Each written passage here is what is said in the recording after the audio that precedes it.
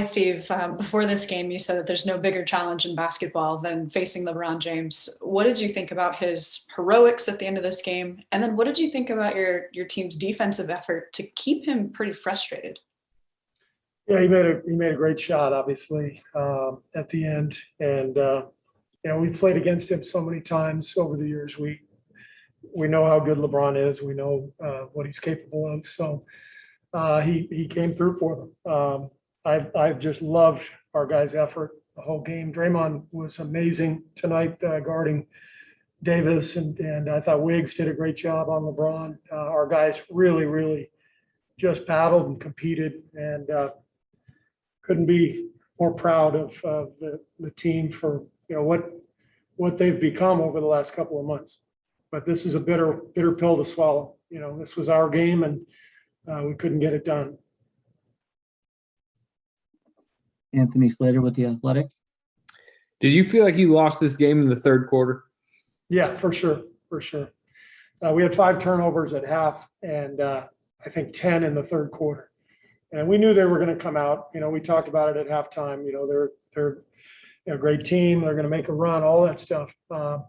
We got away from ourselves, though. I didn't even think that our turnovers were forced. I thought we just made careless decisions with the ball, and that's what turned the game. But love the way our guys responded in the fourth, and coming back to make big plays and take the lead and give ourselves a chance to win. But we just couldn't quite pull it off.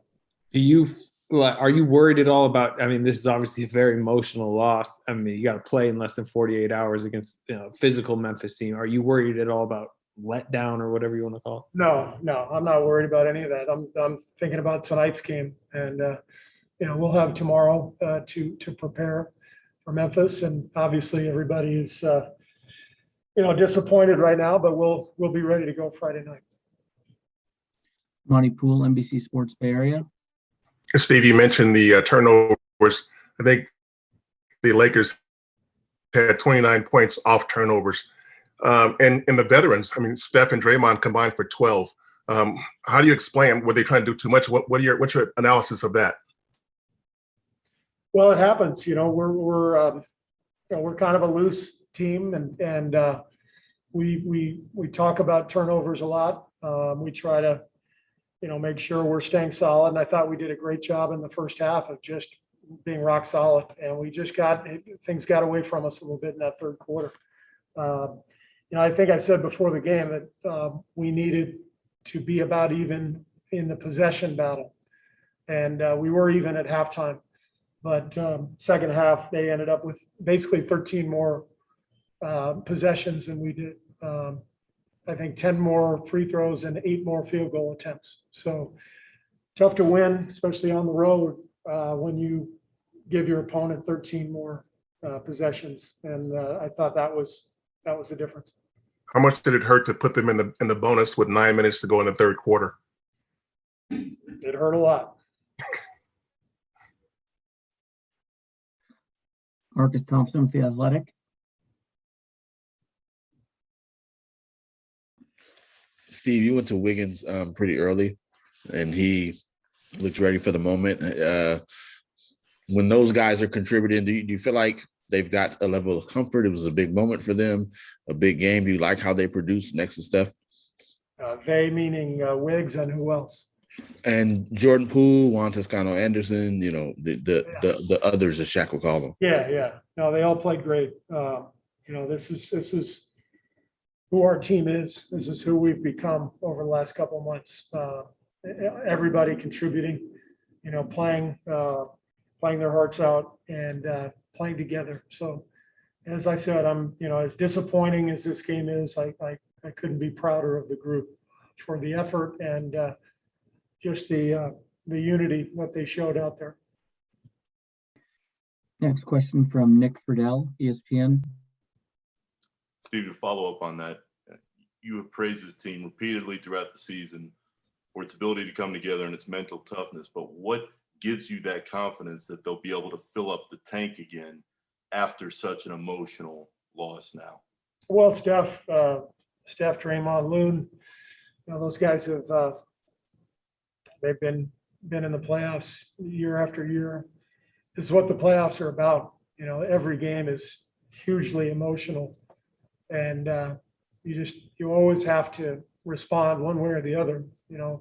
Whether you're coming off a win or you're coming off a loss, it's all about just leaving that one behind and getting ready for the next one. And one quick follow-up on Draymond. He's been so great defensively, but do you need a little bit more from him going into Friday on the offensive end? No, not necessarily. I mean, every game is different, Nick.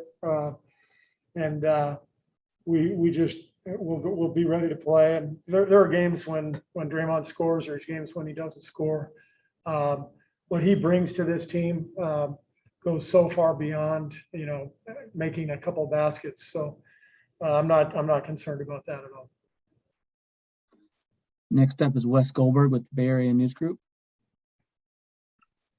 Hey, Steve, you mentioned Andrew's defense on LeBron briefly, but doing it on a stage like this against a player like LeBron, does that give you even more confidence in what he can do as a one-on-one defender?